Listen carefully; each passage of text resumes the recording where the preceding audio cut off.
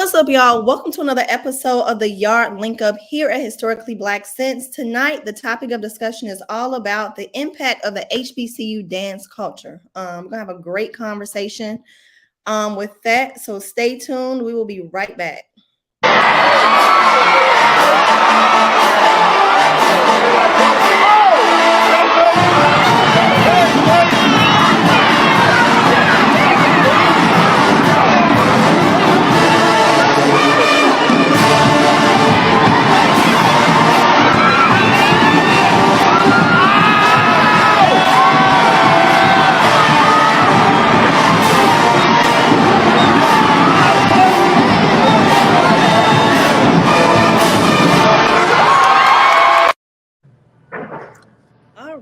All right. We are back, everyone. All right. So once again, welcome back to the Yard Linkup. We do this each and every Monday night, and tonight we got some wonderful guests with us this evening, and I'm excited for this conversation. So, look, before we get started, I just kind of want to go around the room, and I'll let you all kind of formally introduce yourselves before we get started. We'll start with, go ahead, Gretchen. Hello, everyone. My name is Gretchen Jean, known as Coach G. I am the current coach of the TXSU Sensations, the Tiger Sensations at Texas Southern University. But I also have history. I was the motion coach for 11 years. So pretty familiar with the HBCU culture. And I want to shout something else about you, Gretchen, because you actually just graduated from Texas Southern. Was it last year? Actually, yes. Yes. Shout out to you for that. I attended North Texas, actually. I was a dancer at North Texas. I pledged Delta at North Texas. And life. But while I was working at TSU, COVID actually helped me. It gave me time to go back to school. So I finished those few hours and graduated from Texas Southern University, and I am a proud TSU alum. Yeah, shout out to that. All right, go ahead, Anna. Hello, I am Coach Anna Marshae Williams. I am the coach of the Fabulous Honeybeez at Alabama State University. Yay! Yes. All right, Coach Hicks. All right, I feel like I need to bow down in the presence of both of these legends of HBCU dance. But I am Coach Victor Hicks. I am the founder of Coding with Culture. My blessing to be connected to the world of HBCU dance. I was a step coach for my sophomore year, step from my dorm at Clark Atlanta University. Have been coaching ever since, 20 plus years. Actually, ironically enough, had my first step practice today after COVID. One of our partner schools we work with, we started a step team today. So yeah, excited for the conversation and, continue to push the culture. Yes. Once again, thank you all for taking time and joining us this evening. So look, let's go ahead and get right into it. First I want to take it back to the beginning, a little bit of history of where HBCU dance originated from, because I believe it was the Alcorn State Golden Girls. Were they the first HBCU band dance team? So I want to take it back a little bit and even get into the evolution of HBCU dance. I want to start with you, Anna, though, and let's talk about the Honeybeez a little bit, because I know you are one of the first, not one of the first, one of the only plus size HBCU dance lines. So let's get into a little bit of you all's history. We're not actually the only plus size dance line. There's also another group called Edwards Water. So I do want to make that statement. But yes, the history that started the Honeybeez is a little deeper than I knew when I first got here, because I have the image of the Honeybeez starting in 2004 as an exclusive plus size dance team. But what we located in our archives is that the Alabama State University Honeybeez actually started in 1976. And Cheryl Underwood, who is a Alabama State University founding granddaughters of a founding Alabama State University founding five. So she actually was the very first Honeybeez captain back in 1976. So, but the Honeybees came exclusively as a plus size dance team in 2004, brought under Dr. James B. Oliver. And they were just for plus size women who wanted to dance. And be honest, they actually started out as a gimmick. So let me take that back. They started out as a gimmick of one time, and a gimmick is not always something funny. It's just something that was entertaining to bring out plus size girls to dance, like Monique did on the BET Awards. And so he brought that idea back from his band director that actually did that a long time ago. And so he brought those honeybees out, and they danced that one game, and then the school was just like, no, we want to continue this team. We want them to continue dancing. So that is the actual history of the honeybees.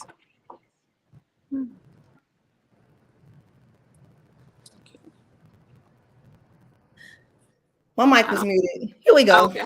Okay, y'all can hear me now. But no, I think it's amazing that you say it started off as a gimmick, and now I know the Honeybees, you all have had a whole Snapchat series and just done so many other amazing things. So kudos to the Honeybees. Thank you. Let's go to you, Gretchen. A little bit of history. Well, first you said you were a coach for the Motion. So I mean, take us back there and going to transitioning over to the Sensations. Okay, well, the Motion of the Ocean was established in 1969. I became the coach in 2005. I coached the Motion of the Ocean from 2005 until 2016. And to talk about Motion and the Sensations, just to let you know, the Sensations began in 1999. And the Sensations was developed to perform at basketball games. So, you know, you have Motion of the Ocean, who's a part of the band and the featured act for the band, and the Sensations perform at basketball games. At one time, the Motion of the Ocean and the Sensations was the same team. And at that time, I ended up coaching both teams, the Motion and the Sensations. We had a new coach to come in, a new band director to come in 2016. I did step away for a year, but after that year, I was asked to come back. And when I came back, I was asked to solely work with the Sensations. And because of social media and everything, you know, we have other basketball dance lines. Of course, you know, the beautiful Southern Dolls. And I know that Prairie View have a dance line.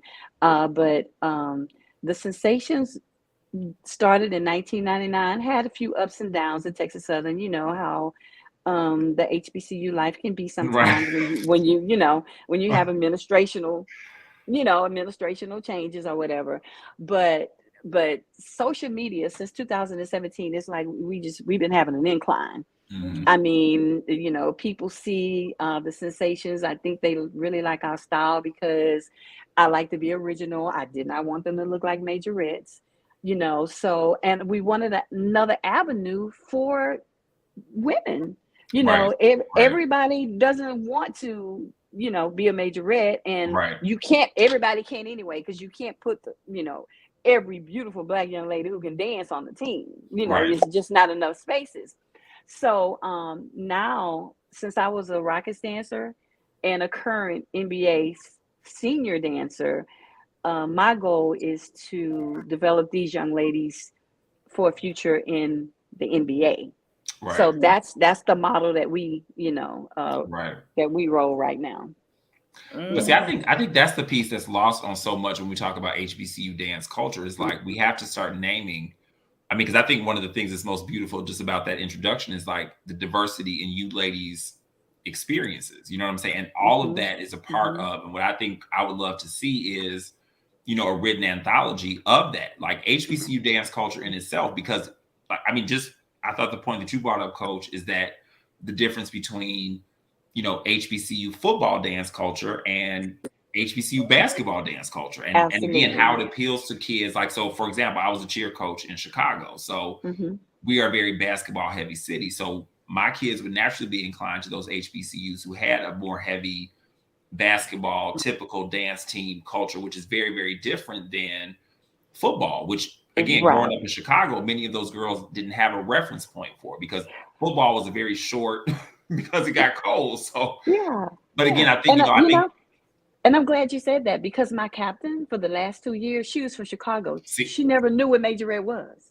you She understand what I'm didn't saying? But know. because Yeah. we had such a Yeah. heavy, pom dance culture in Chicago. My sister was I was a competitive dance coach. So our culture spoke very much to the HBCU dance cultures that you found at, I love to hear the fact that it also was present in schools like Texas Southern, because you tend to,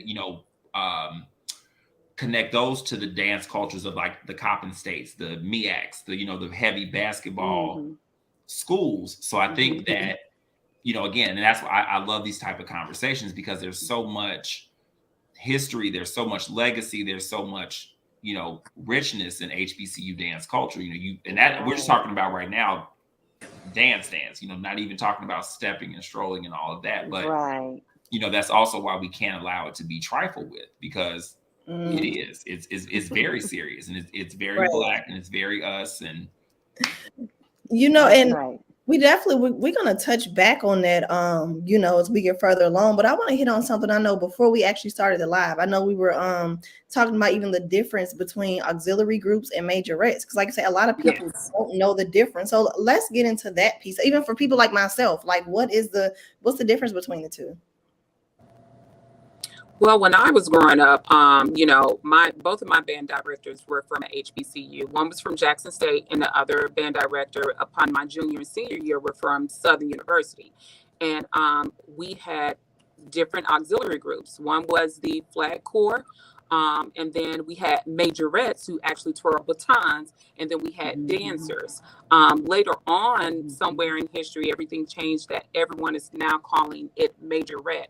And that's why we end up saying, well, we're auxiliary, so that everybody has their different avenues that they work out of. So we have Flag Corps, we have the Singettes, and then we have the Honeybeez, which those two groups, the Singettes and the Honeybeez, are dancers. So we don't necessarily call them majorettes here. And we had majorettes at Alabama State too, as well. My sister was a majorette in '97. So we did have majorettes at Alabama State University. They just no longer here.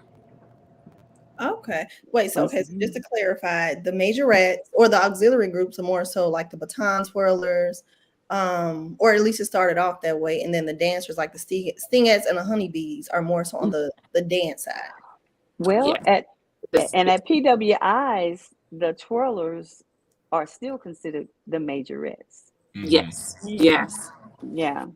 Right, because I was gonna say that's what we were talking about before, right? I think I guess I know that the line is a little different in HBCUs, but I think majorettes were considered if they used a prop flag, right? And then auxiliaries were more traditional.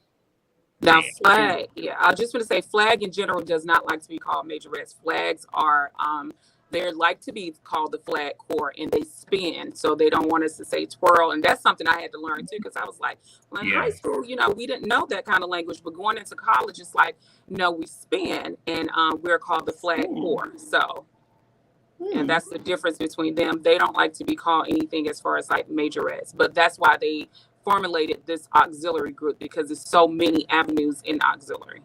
Wow. Interesting. Very. And then I know, what about, is that how it is at Texas Southern, Ms. Gretchen? Well, at Texas Southern, the Flag Corps, the majorettes, and the twirlers are considered auxiliaries, but the motion of the ocean is considered the featured auxiliary, unless it's changed. That's the way it was. We have a new band director now, Mr. Brian Simmons, but during my time and before, because I actually went to Forestbrook High School, and Forestbrook High School modeled, Texas Southern. So at that time, they're all auxiliaries, but the majorettes are the featured act. Oh. Yeah. Okay. Yeah. The featured act. Well, it's interesting, because I noticed, like, when I went to the Howard Morehouse game, Howard actually has the ooh la la, right? So the dancers, but then they also have girls that have I think they were I don't think they were poms. I feel like they were like rings. So I was curious to see like what the difference was between. They're flags as well. The flags also carry rings. They also carry I forgot what it's called, where they have the two flags on different ends, and then the ones that they put on their backs when they're actually spinning. So they carry rings too as well. Okay. So it's their flag corps. Okay. This is interesting. I'm learning something new here. And that actually does everything. So that's different too, because they're one of the main groups that I know that does spinning, twirling, and dancing. Like their whole auxiliary. Like they're just one entity. FAMU, right? No, actually, NCAT, North NCAT? Carolina. Okay. Okay. Okay. Okay. Wow. And I want to ask you all, before we get into that, I want to talk about the evolution of dancing from, let's just say, when the teams were first started back in the, 1968 and, 69. up in 60, going up until now. What's the evolution that you all have seen, and even like the style of dancing?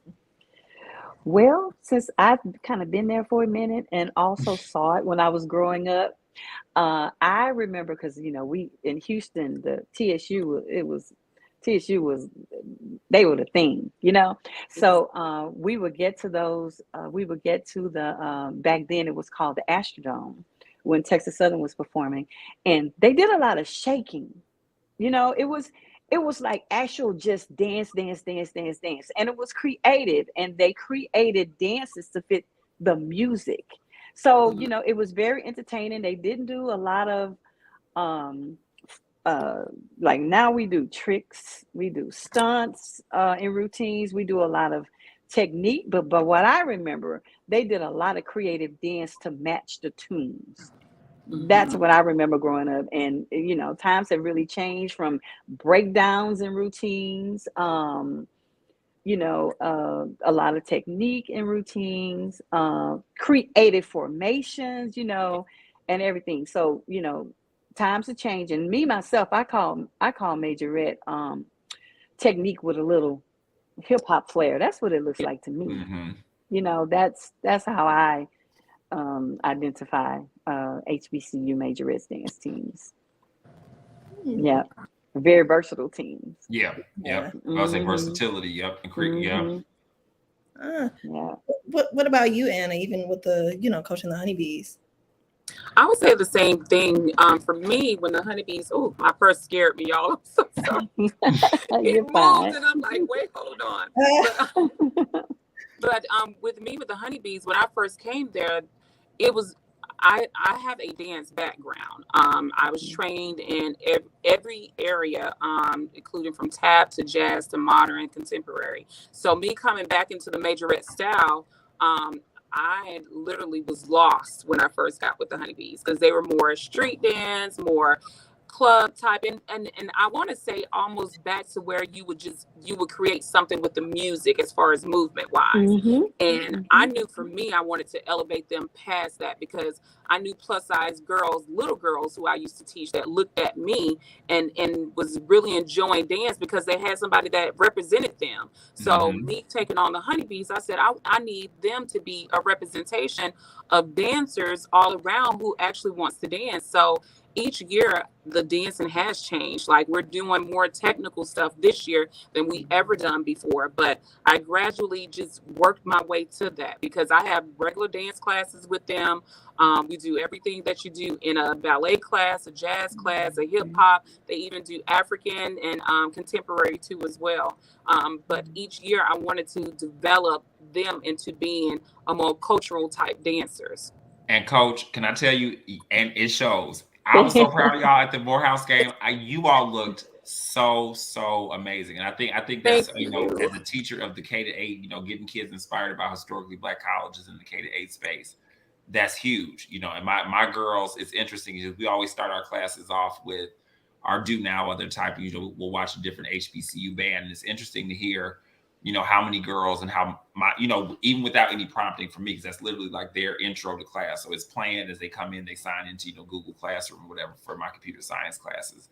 And it's always very interesting to hear the conversations that spark from that. You know what I'm saying? And how our girls, are empowered, even if they don't necessarily know how or why they were supposed to be, by that. But I think I feel like that's the part of the culture we really have to start to amplify, because that is the golden part. That's the heart. That's the soul of HBCUs. It's these programs like this, you know, Yes. that inspire our kids, and, you know, and teach them that, you know, that Black is inherently excellent, whatever it looks Yes. like. And there's so many Yes. different ways to express that, and there's so many different ways, you know. But I think, you know, kudos to you all, because I don't think we even realize the impact that, you know, when our kids catch these experiences, you know, fortunately those that are able to go to the games, you know, or who are connected to those experiences, is golden. And Right. that's what makes HBCU culture, I think, you know, so valuable, because it inspires our kids in ways that, you know, I don't even think we necessarily always have the words to,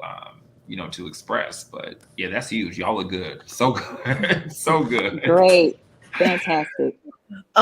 You know, I want to get into this next topic of cultural appropriation versus appreciation. And, you know, how does it make you all feel, not even in the dance, but even in the step world, like Victor, you being a step coach, when you see other, you know, organizations outside of D9 stepping, how does that make you feel? Well, I would say, you know, I think the thing that becomes in, you know, with me as an educator, and one of the things that, and I always tell people being completely transparent, is that, that's my other friend. She went on the wrong link too. Hey, Okay. Alicia, girl, go to the YouTube link. No, she left a comment. Yep.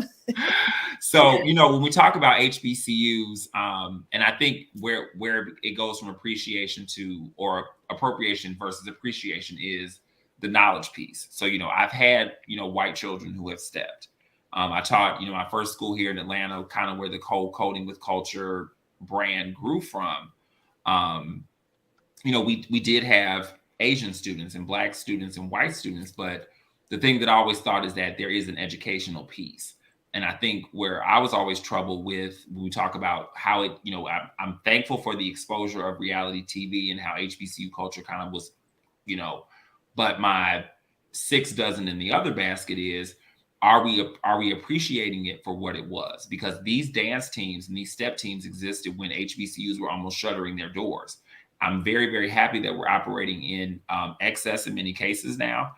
I'm very happy that the culture is being, you know, amplified in ways that we never imagined, but there's also a certain level of respect that comes with that. So you cannot have children, or, you know, I think, without divulging too much, you know, talking about attacking the HBCU culture by definition, because your reality TV show would not exist if these coaches, when it wasn't popular, before there was Instagram, before there was Facebook, before these children, or, you know, scraping together nickels and dimes to keep these band dance teams alive, you cannot come and benefit from that in any way without respecting it first. You cannot have a red dance team major television show that is attacking an HBCU dance team, because that's disrespecting your ancestors. You would not exist. You would not have a platform without the HBCU. So I don't care how much dancing, I don't care how much stepping, I don't care how much strolling, whatever it may be. If those children, if those young people are not being taught explicitly, not by the wayside, not by if they're, you know, explicitly taught before they turn a pirouette, before they learn a step combination, these are the ancestors that built this. These are the people that did it before it was popular. And so in order for you to even comprehend what you're doing, you must understand the collegiate connection, the HBCU connection, the connection to our culture. And there we go. Okay. All right. Yes. No, I completely agree with that. I was listening to something as well. I think that there was a young lady who I think she was on Dancing with the Stars, and they were talking about how, you know, I believe she got on there from doing these TikTok videos of just like dancers. And it's like, you know, the conversation was, well, you know, how does it make you feel knowing that she literally got on the show from mimicking, well, I won't say mimicking, but doing, you know, just doing other things, when you have people that are actually putting in the work that haven't been, you know, put on these platforms? I would say I'm not going to knock her, because I want to be on Dancing with the Stars myself. So, and I'm just like, I'm not as seen as most people. So at the end of the day, it's like, that was probably one of her dreams, is to be on Dancing with the Stars. And she actually is a really good dancer. Now her sisters and her mothers, I know they have a reality TV show, but I know that she's actually is a really good dancer. And I've followed her for a very long time. But I'm the same way. Like, I want to be on Dancing with the Stars too. Like, hey, put me in. But at the same time, do I have the same platform as them? No. But have I put in that work? Yes, I have. I think we all do. And sometimes we call this hidden gems, where we put in so much work and you probably don't get recognized on that general level like the other stars that are on the show. That's true. But I think that's part of the platform that's problematic, though, because like even I think like when I saw the feature on Jennifer Hudson, I mean, again, anytime I've definitely taught Black students in diverse situations, but some of the language was problematic because you think about HBCU dance teams, how many teams like both of your own, right? I mean, just you think about the legacies that you all just talked about, and where's that platform, and I think even when we talked about it and I'll be very honest, I think our biggest problem with that appearance was the fact they talked about it as trailblazing. Like, well, now little Black girls realize they can finally do anything. Nope, sorry. That's where I throw the red flag, because no. These Black dance has not been. This is not something that you've trailblazed, so to speak. And I think that's where we have to start being honest about the conversation.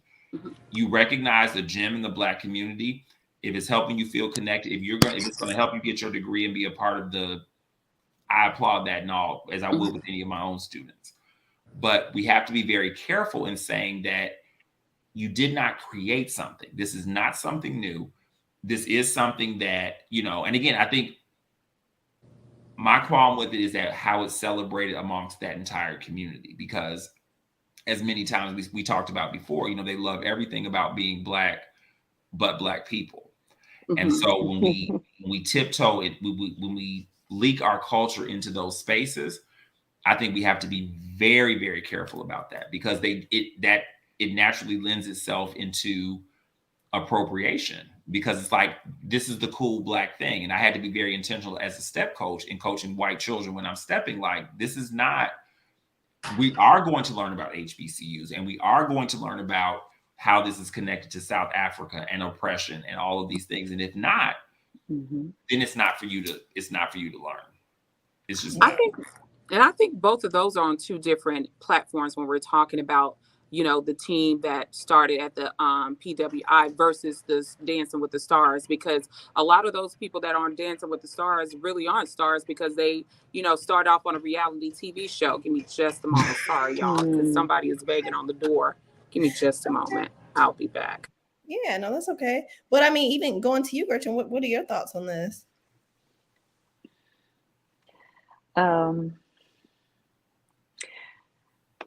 I agree with Victor 100%. I couldn't have said it better than the way that he said it, and the words that he chose.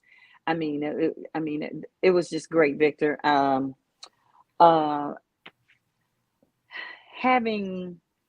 Having experience and witnessing and being involved in the HBCU culture for 18 years now, and then to see that it's saying that someone else trailblazed the HBCU majorette dance style, it's kind of disrespectful. Yes. I felt like I love Jennifer to death, but maybe she should have done just maybe a little bit more history before she said they were trailblazing, because it offended me. Yes. And I'm pretty sure. Yes. Yeah, and I'm pretty sure that it offended other people. As a matter of fact, I know it did offend other people who were HBCU coaches, HBCU dancers, and etc. Now, I'm for anyone being successful. Anyone. So don't get my words twisted, anyone. But to state that trailblazers, no. As we discussed earlier, HBCU dance style started in 1969. Before it was and maybe 1968, 1969, and thank you. And we also see our dance style in choreography. I mean, videos, award shows. If you pay attention, our culture, our style is, someone is watching, because they're Hello. using a lot of our steps in choreography, which I think makes it, even more exciting than what it is. You take our style and mix it up with what you have, it's very innovative. So it was offensive, that bottom line. Well, I mean, I think when you think about, and Coach, see, listen, we are kindred spirits, because I think, when you think about the impact of the first Black woman headlining Coachella, right? And for her, out of all of the things that she could have chosen to highlight, that she chose HBCU band culture, not just HBCU culture as a whole, but I mean, technically the dance culture, right? Her backup dancer, she had steppers, she had all of these elements. And I think the thing that I was most impressed with Beyonce, and what makes, and you hit the, I'm not even to sugarcoat it, offensive, is because if Beyonce took the time, she did not attend an HBCU.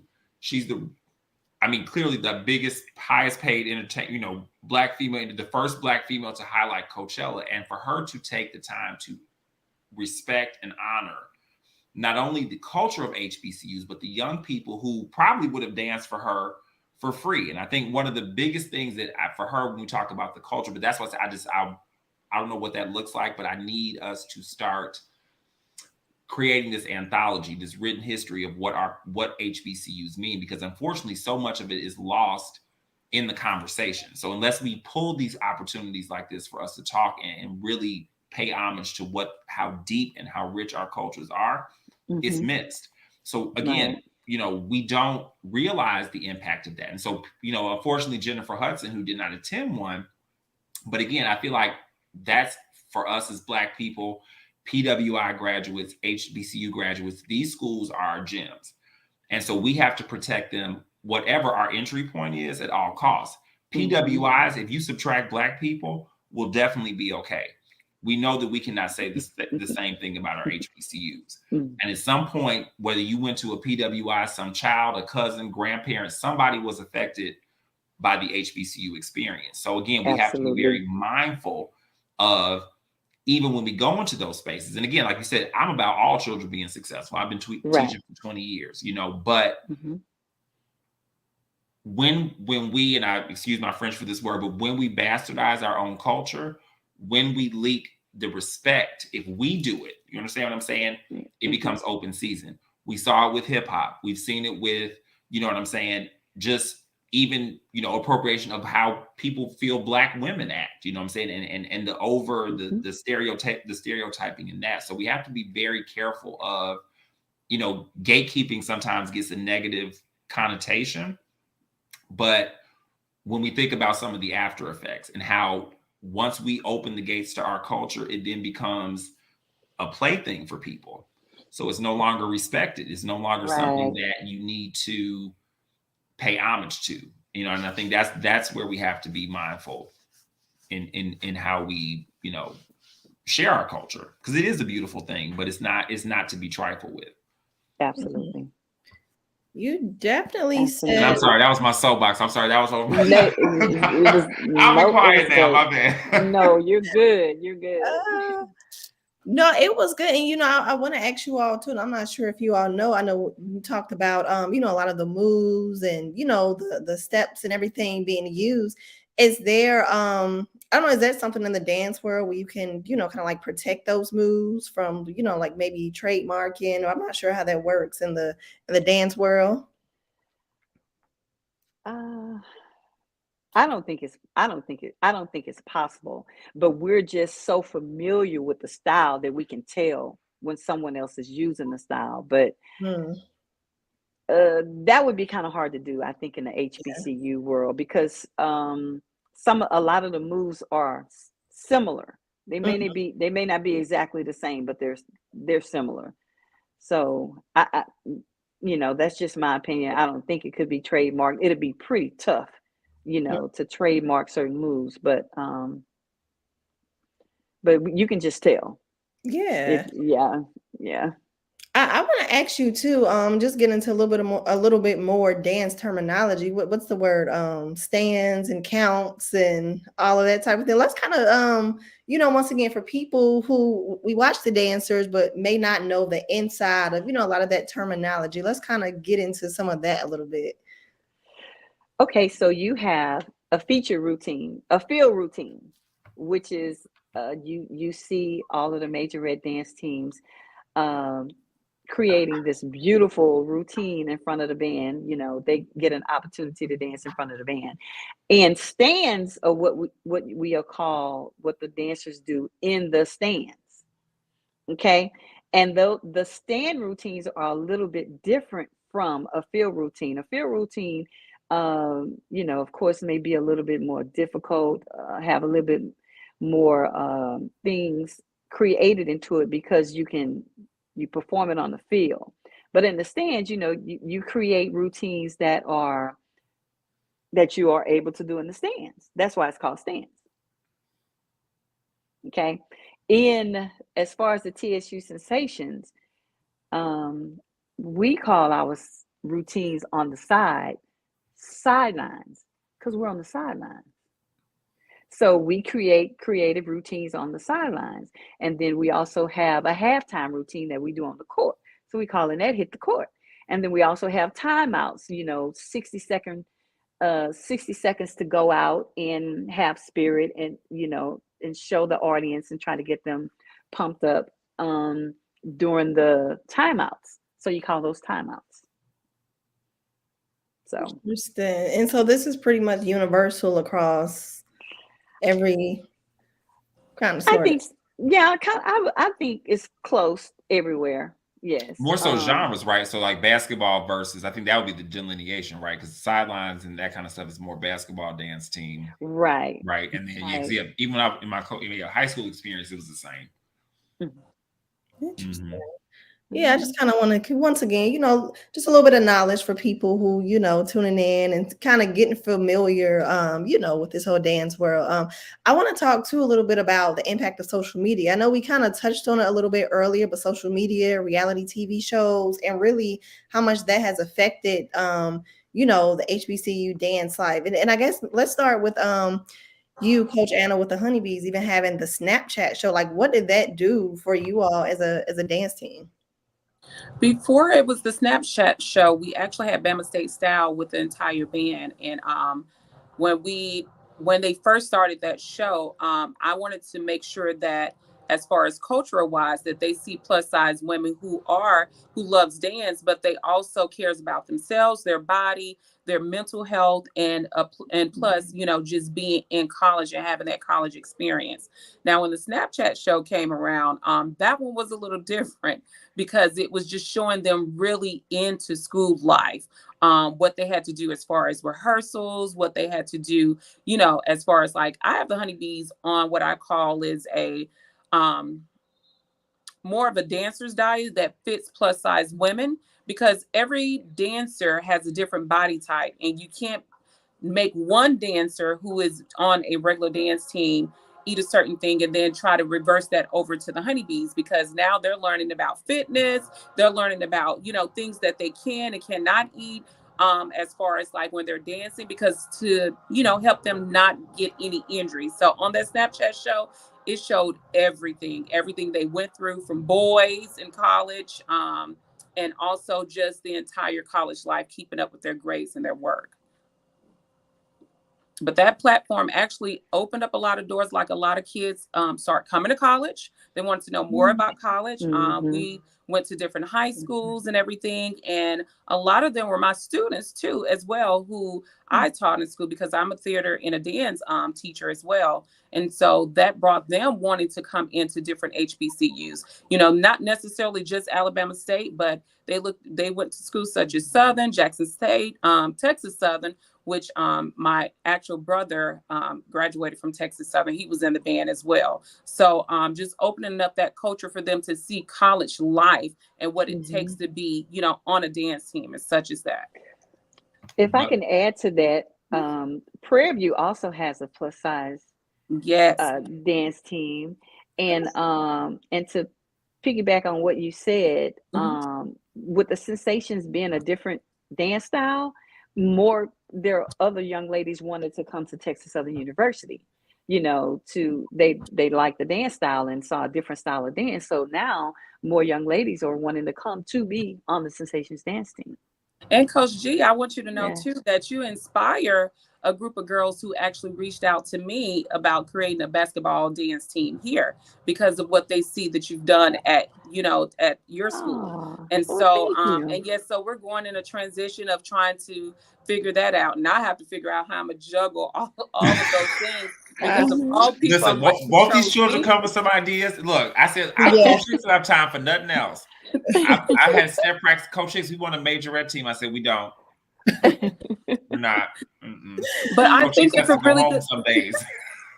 That is true. I think it's a good platform because you have a lot of girls, just like I say, who does not make it for the Stingettes. And that was my reason for starting a dance program here at ASU, because that was the only dance outlet when I got here. And so I was like, we need another dance outlet, because I was one of those women that did not make it, quote unquote, because of my size. And so I knew I was a great dancer and they can use me to like choreograph things and stuff. And I was like, I need another dance avenue. And that's when I created a dance company here. And now they have a BFA you can get here at a historical Black college, a BFA in dance.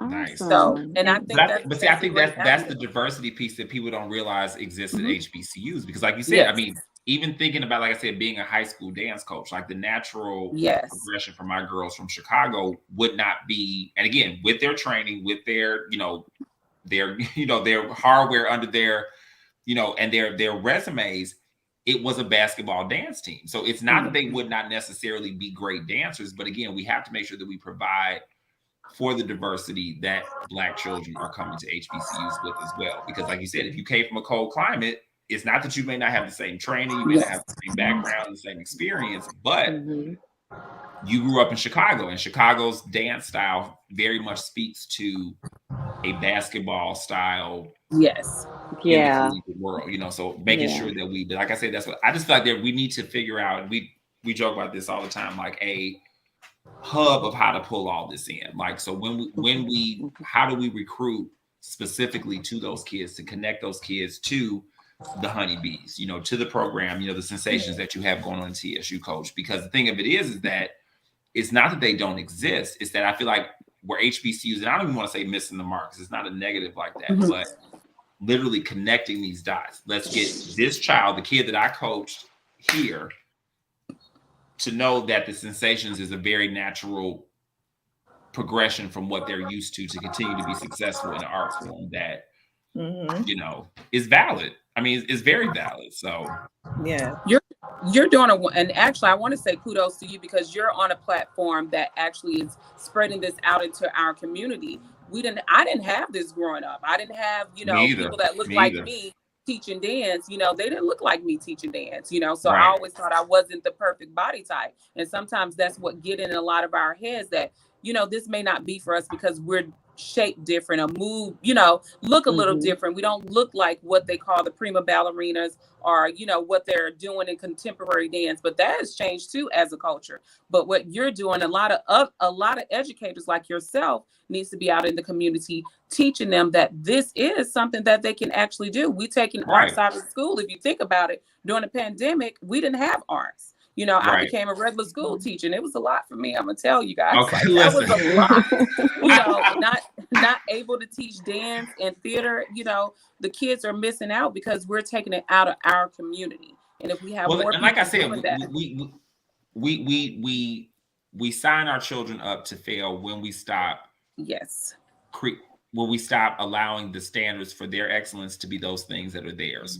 Our children are not Eurocentric. Our children do not operate. We are naturally creative, connected to the earth, spiritual, creative beings. So when we tell our children that somehow that is not enough to be successful, of course they're doomed to fail. This is who they are. This is inherently the village mentality. And I think that's, why I push that HBCU message to our kids unapologetically, because this is how you're wired. The disconnect is that you all have taken these Eurocentric standards, which you are naturally, and again, no shade to what they do, but that's not you. the apple doesn't say, okay, I'm ripe when I'm most like the orange, right? The cucumber doesn't say, hey, I'm the best cucumber when I'm the most like the tomato. No, celebrate you, celebrate your greatness, celebrate the things that help you become excellent, you know. Yes. And I don't know if you have the same. I'm sorry, I'm my teacher's soapbox. Cut me off if you need to. You're good. Go ahead. I was saying a lot of times when we have those students who actually wants to connect with HBCUs, it becomes the problem of we don't have the resources for as money helping them get to an HBCU. That's another big factor that plays when we do have great dancers and, you know, want to come into our university to actually dance for a certain team. You know, they can have the grades, but still, if they don't have any outside, you know, scholarships or something like that, we don't offer that much a scholarship. Like that's my thing. I'm trying to change now. I have a fundraiser thing that's working with the foundation where I can raise money for girls who wants to become a honeybee, and I can grant them a scholarship because tuition is high and it keeps rising. Yeah. So we have a problem within that system of getting them the tuition they need to be at a HBCU. They just waived fees, out of state fees this year. So that's a good thing as well. But that's a big problem that we have. That's true. The Sensations, this is the first year the Sensations received the scholarship. The first year. Oh, wow. Yeah. Wow, that's huge. It's huge. That's huge. Yeah. Yeah. That's why I have to, since you're talking money and scholarships, I have to state that because, you know, our athletics director, Mr. Granger, made sure that the Sensations also started receiving scholarships this year, and we're all year round. We start in the summer. We go to camp now. We perform all year for community events, campus events, special events, and we're going to competition in Florida for the first time. Wow. So I'm seeing some of my, you know, the dreams and goals that, you know, I had for the team I actually had some of those goals for promotion, but, you know, also, but, you know, it didn't happen, but I'm finally seeing some of the dreams and goals that I had for Texas Southern, period, come to life.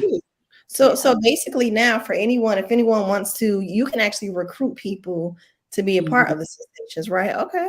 Yes. That's huge. That is. I see we got a question. Anisha Freeman asks, I love to hear how your schools are connecting to the local public schools in your areas to recruit students.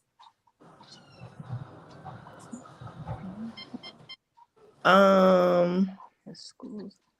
Yes, I guess basically she's asking how is Alabama State or you know Texas Southern connecting with the local public schools to help recruit students. Okay, so what I just mentioned, we do a lot of community service now. A lot of schools call us and ask us to come and perform for their pep rallies, for their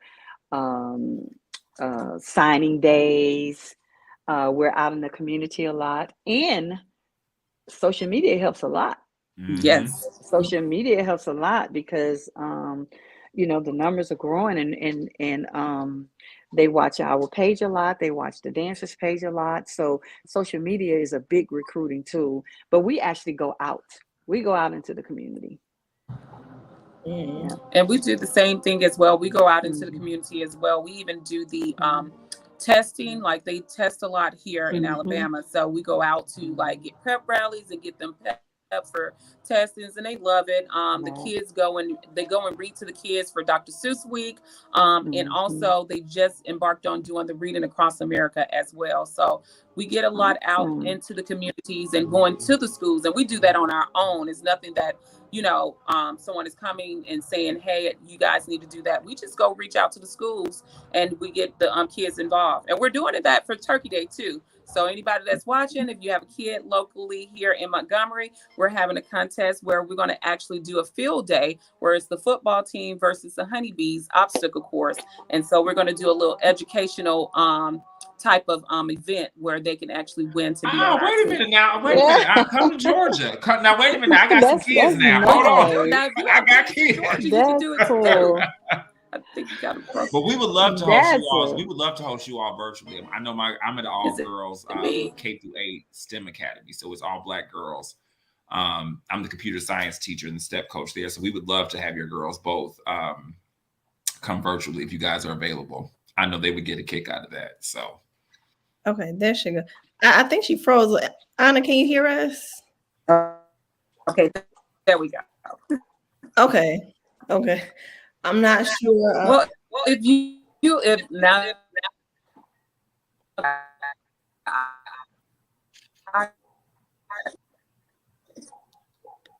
I think we're kind of losing you a little bit. Yeah. Okay. Wait. I think the service is going it's going out a little bit. Can you hear me? Okay, that's better. Okay. Okay. Okay. She's frozen. I think somebody must Wait. have threw me off signal. Dr. Oliver must be nearby with his phone. Okay. We can hear you. Okay, we just can't see What about you. Let's see. Oops.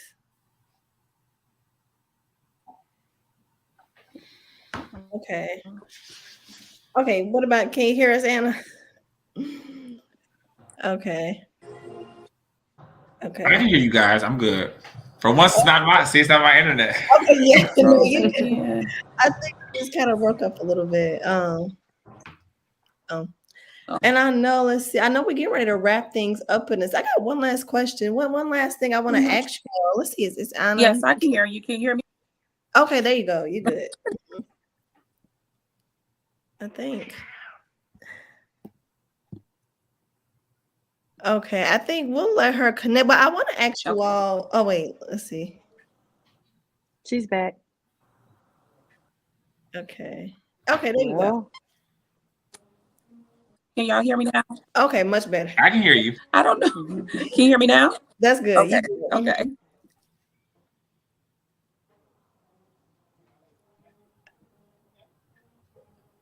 Okay.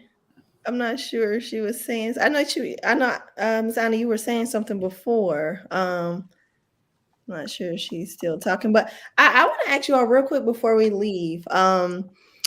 You know, like the HBCU dance culture is really, I like to look at it as they're almost like mini celebrities on campus. You know, they have the fan pages, they have the reaction pages. Like, it's really a big deal. So do you all feel like extra pressure as coaches to really, you know, just like, you know, like the extra pressure on game day and just overall with that?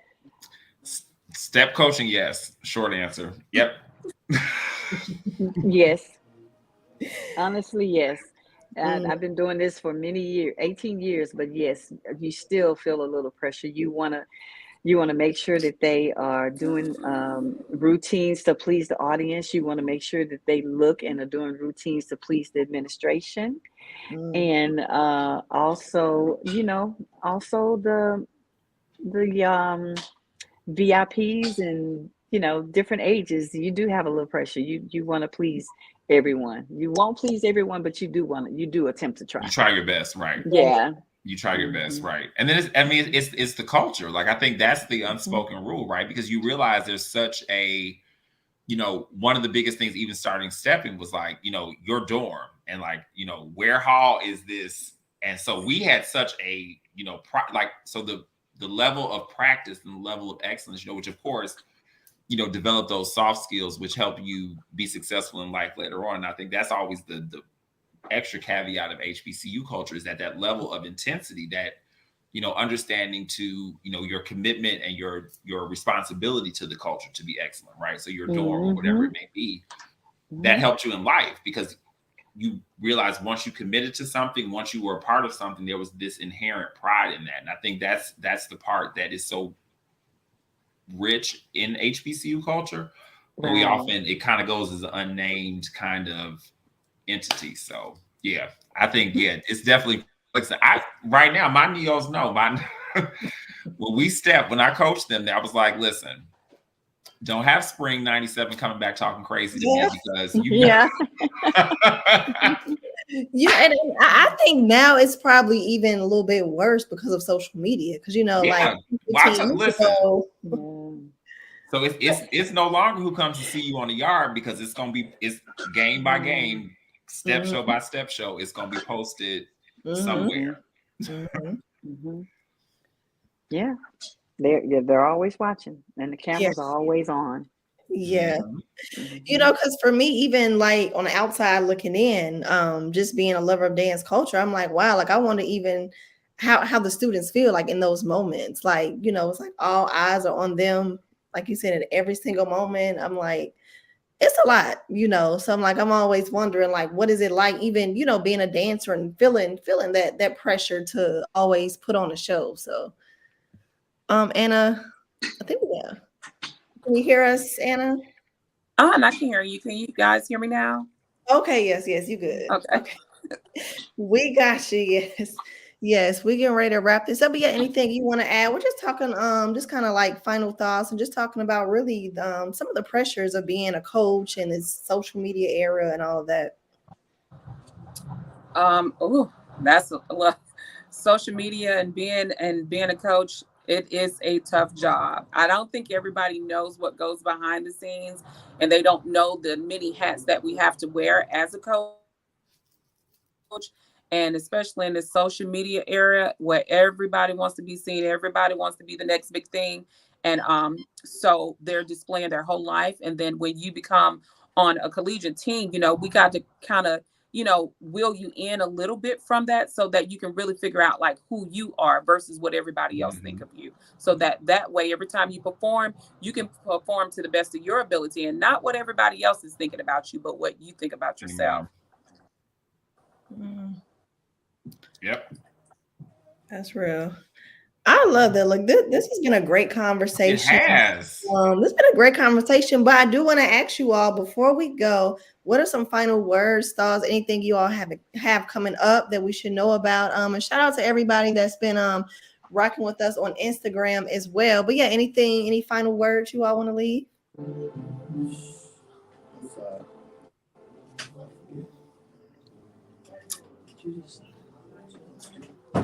I guess I'll go first. The only thing I want to say is just be bold, be beautiful, and be you. That's our motto. So just take those 3 things and apply it to your everyday. I had problems for a minute, so I missed your question. Oh no, yeah, we're just kind of wrapping up. I was just asking any final words, anything you all have coming up that you want the people to know about. Oh, we do have homecoming this weekend against Jackson State. So that's a big game this weekend. So against Jackson State this weekend. 2 weeks for us. Yes. Yeah, well, for Texas Southern, our homecoming is October 29th. But as far as the Sensations, we have a big game coming up against U of H. The Scott Street battle is back. U of H and Texas Southern University are right down the street from each other. And we haven't played them in basketball for a while. So on November the 16th, Texas Southern is playing the University of Houston. And that should be a pretty exciting game, especially, I hate to say like a battle with the dance teams as well, but, they do hip hop now. They're Palm girls. They do. Remind them, Coach. Listen, connect them back to that culture, Coach. Yeah. So I remember when their style was totally different than what it is right now. So it should be a great game for the girls. Good game and something exciting for people to come out and watch if they're in the Texas area. Okay. And for us, hey, as I tell folks, their HBCU culture is a wonderful thing, and there are 103 plus. If we step outside the traditional HBCU definition to gain that culture, I just encourage our young people and our families to continue to invest in our institutions of excellence, because without us. So hey, let's take our children's diverse sense of creativity and talent and let's spread it amongst our own. There's, you any experience you're looking for, hot, cold, big, small, all boy, all girl, we got it. So let's continue to pour our excellence into those, into our institutions. Yes. I second that. Yes. I know I said last thing about 2 times now, but I do want to ask you all. We have step coach, Coach Hicks, your step coach, 2 dance coaches. For aspiring students, aspiring dancers, aspiring steppers, what's 1 or 2 pieces of advice you all have to get them prepared to even try out, audition, and just be a part of a dance team and a step team? Who wants to go first? Well, I would say that they should do their research. Yep. You know, like, for example, if someone wants to audition for the Honeybeez, they need to research the Honeybeez and see the style that the Honeybeez have, see the coach's expectations, look how they dress, look how they wear their hair. You know, that's what it takes to go and you know, get a spot on the dance team. Yep. You know, do your research. I think for me, respect the culture. You know, stepping, majorette, auxiliary, it is, and I'll go further than saying even collegiate, it is HBCU related. So as exciting as it may be, as interesting as the competitions and the costumes and the reality TV may be, Yes. Be respectful of the culture. You know, speaking of reality TV, I must mention, you know, did you all see the Sensations on the College Hill Celebrity? I did, yeah. Yeah. But see, not for me, but it's, like I said, in that case, because it's going to be exposure that is connecting kids to the experience. Great. So it's not that I have a problem with reality TV. My problem is when we have reality TV that is not respectful of or is disconnected from the ancestors, or to say, you know, like stepping is not, well, yeah, no, there are very quite a few successful non-Greek step teams, but it's Greek. It is Greek. So, you know, the reason kids started stepping is because the fraternities and sororities went back and volunteered to teach children how to step. You know. And not only that, I think it's very important to have producers that are like us, who's been through that and knows the history of it. You know, to be involved in those type of reality TV shows. Yes. Just as I stated with Alabama State Style, that's what we had. We had a producer that stepped in, that knew us, that looked like us, and that wanted to tell the true story of what it took for Dr. Oliver to run this band and the different avenues of the band itself.